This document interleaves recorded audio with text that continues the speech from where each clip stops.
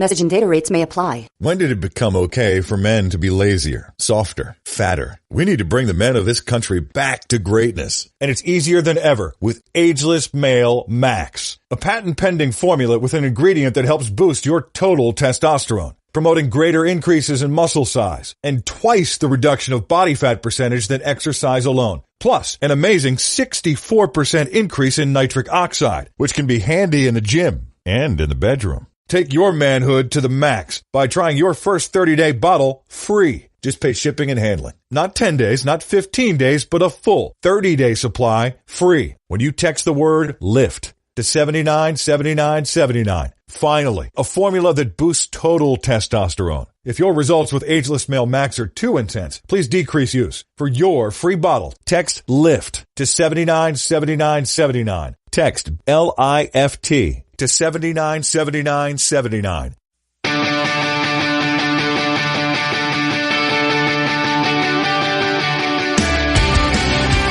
Welcome to the Bill Barnwell Show. I'm Bill Barnwell at ESPN. It's Thursday, June 21st, 2018. A lot to get to today on the show.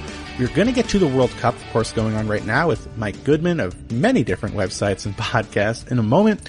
First, we're going to talk about the NFL. We got to our off-season grades recently with Mina Kimes and Field Yates, and someone who writes about the off-season grades from a different perspective with the help of several NFL executives and personnel people around the league, coaches, all kinds of people who know a lot more than I do. And someone who knows more than I do in general as well, actually, is ESPN's Mike Sando. And so we're going to talk to him about his the off-season grades that he compiled from talking to NFL executives. So, Mike, how are you? I'm doing great. I am happy to talk about this. I'm always fascinated by grades, and I think there's some interesting discussions to have because, you know, I had my opinions, and Mina and Field had their opinions, and I think a lot of times we agreed, and I don't disagree with a lot of these, but there are a few who I do actually.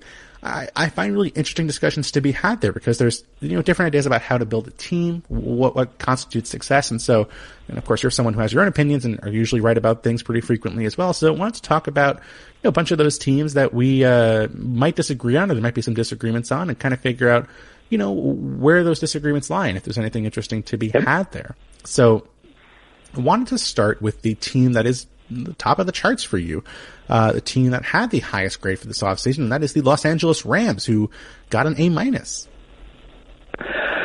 Bill Polian used to always tell me, now, off-season grades are fun, but just remember they have nothing to do with what's going to happen during the season. And I've always felt that way because I think that's true. I mean, I think we're grading things that do impact the future of the team, but don't necessarily completely translate to how it's going to go during the season. So I think that's an important disclaimer. When you look at the Rams, though, what are we grading? Are we grading the attempt to make your roster better? Because I think they did some interesting things, like the process to me of adding veteran players who are still either in their prime or even approaching their prime, who are already under contract or not going to take a killer contract, or in the case of Sue, who've been released. You're working that comp pick system in their case, so they're getting a bunch of picks out of this. They're adding players and getting rewarded as if they're losing players. There's a lot of boom or bust to it, but I sort of reward them for trying. I think they may fall flat on their face, but they're going to go down swinging. Yeah, I mean, this is a really interesting plan for them, and I think the comp picks part is something that really wasn't talked about very much in the process because we were so focused on the guys they added that you kind of didn't really even, or at least I didn't really even pay attention to the guys that they let go, and picking up 2 third-round comp picks for them is very nice. However, you look at this year's draft, they went missing. They weren't there. They were able to go on vacation for most of the draft process because they, you know, traded picks for Brandon Cooks, Marcus Peters, Aqib Talib, talented veteran players, but guys who, you know, you'd figure it's going to help the 2018 team, but in the long run, there's going to be basically a missing crater from this year's draft for this Rams organization.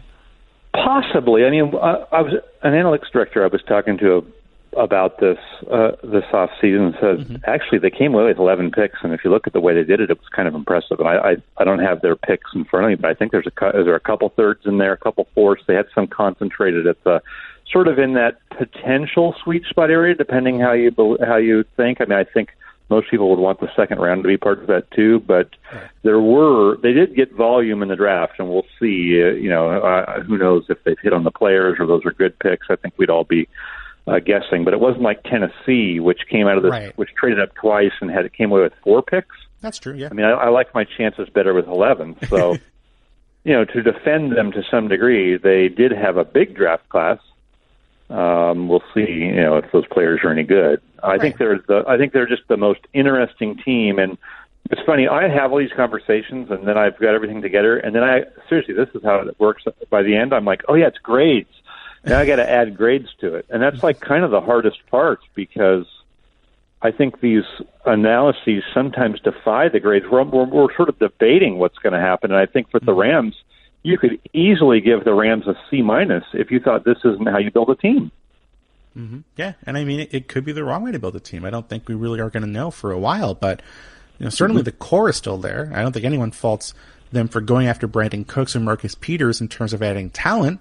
You could make a case that with Marcus Peters and Aqib Talib, these are two players who, their teams weren't necessarily desperate to keep around the Broncos for cap reasons with Aqib Talib, and he has dropped off a bit with age. Marcus Peters seemed like there was there was not a fit in terms of his personality. Certainly it seems like they want to leverage their coaching staff, leverage Sean McVay, leverage Wade Phillips into sort of managing those personalities, but it does seem like there's a lot of, like you said, boomer bust possibility here, where we could be sitting here and saying they got all these great players for second, third, fifth round picks, but then we could also see it going really south. Oh, absolutely. It's interesting to me, too. A young offensive head coach, and he adds all of these personalities and interesting folks on the defensive side and says, Wade Phillips, you just figure it out. And I think Wade's like, hey, I'll do it. This is what I do. Let's go. He's not worried about it at all. But when you look at their defense, and when you look at Wade Phillips's defenses, not that this is entirely different from a lot of defenses, but remember when he was in Denver, it's all about get the pass rushers and have the cover corners. Well, where are the pass rushers? They have good interior rushers. Obviously, Sue's the best in the league. I mean, Donald's the best in the league, and Sue is a good one. But look at their outside linebackers. Where's the edge rush on this team? I mean, isn't that an important part of the equation? It certainly does seem like it. With Matt Longacre might be their top defensive end right now. Michael Brockers might pace him outside as well, but he's, defensive tackle moving outside. So, it's interesting. You kind of figured if they would have gone out, maybe with the last little bit of cap space they had left, and gone out and signed a veteran at the very least. Maybe they bring back someone like Connor Barwin, who, is not necessarily going to be a 10-sack guy on the edge at this point of his career, but might be someone just to give them a body on the outside who can, compete. And you figure with all the veterans they have in this team, they would probably want to attract, some of those outside edge rushers who might want to try and compete for a Super Bowl. Yeah, and is it a good thing to be bringing in all these personalities and you haven't even re-signed Aaron Donald, who's the one guy in your entire organization who's earned it the most? There's something about this that feels fleeting, that feels like it's a 1 or 2 year play, but it makes them exciting too. And I think that's not accident. I think you almost have to be exciting in LA to get people's attention, and so it's a debatable grade. I mean, I gave them the A- because in the end I was persuaded by one of the guys I was talking to saying, hey, what are we grading here?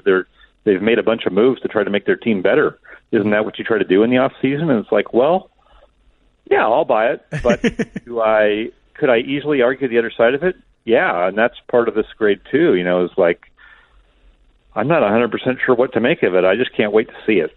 Yeah. Well, we're going to get to the rest of the teams here in a second, but first, just in general, are you ever in a bathroom in your day-to-day life? Well, I am. I don't know about you. If you're not, that's fine. Good for you. But I think the vast majority of people are.